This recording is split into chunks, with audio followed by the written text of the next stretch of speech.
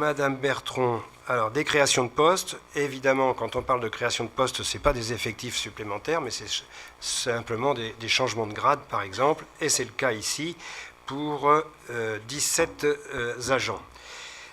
Madame Bertrand, on vous écoute.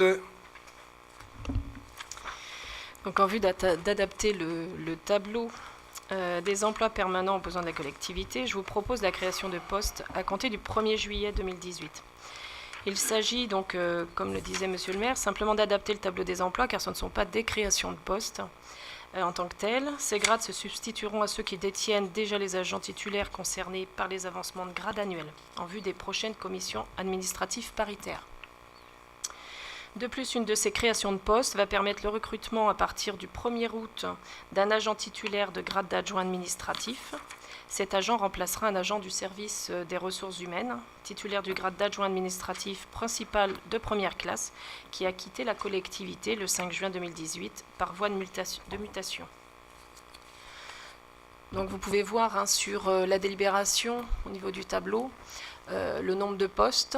Donc on est sur un poste d'adjoint administratif à 28,35e, un attaché principal à temps complet, 2 adjoints techniques principales de première classe à temps complet, un adjoint technique principal de deuxième classe à temps complet, un adjoint technique principal de deuxième classe à 28,27,35e, un adjoint technique principal de deuxième classe à 25,79,35e, 4 agents de maîtrise principale à temps complet, 4 ATSEM principales de première classe à temps complet, 2 auxiliaires de puériculture principale de deuxième classe à temps complet et un adjoint du patrimoine principal de première classe à 27,9,35e. Bien. Les crédits nécessaires sont inscrits au chapitre 12.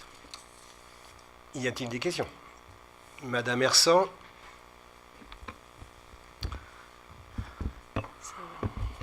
Comme l'an passé,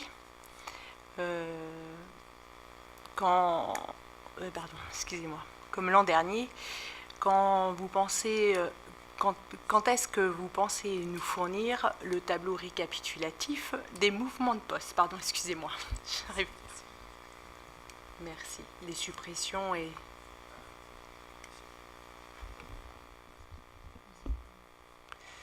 Madame Bertrand ou moi? Comme vous voulez. Oui, alors les suppressions de postes, vous les aurez bien sûr puisqu'il faudra qu'on délibère.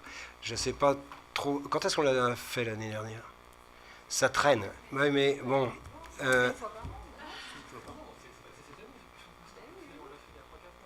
Ouais. Ah oui, mais bon, on va pas faire au jour le jour, hein. Ok, on fait à l'année passée. Donc là, c'est 2017 et on l'a fait. On l'a fait il n'y a pas très longtemps. J'ai pas la date. J'ai pas la date, mais on l'a fait.